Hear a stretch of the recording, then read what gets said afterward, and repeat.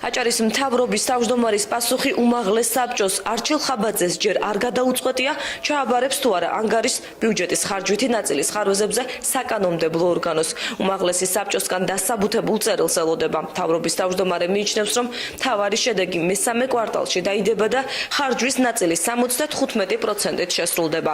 ხაბაძის განცხადებით ბიუჯეტის სრულად ვერ გახარჯვა მუნიციპალიტეტებში ტენდერების ჩავარდნამ გამოიწვია. ეს პროცესი კი მეტწილად გამგებლების შეცვლამ განაპირობა.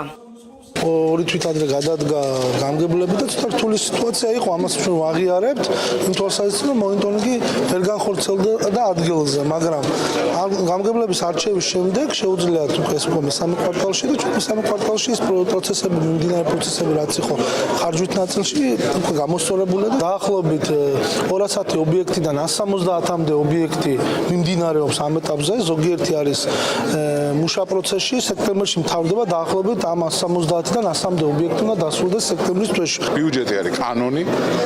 კანონის როდესაც არ სრულდება, ვიღაცას პასუხი უნდა მოეთხოვოს. კომუნიკაციის პრობლემა ფართო გაგებით არ არსებობს. თუმცა არის რიგი ხარვეზების. ამ ხარვეზებს ჩვენ აღვნიშნავთ.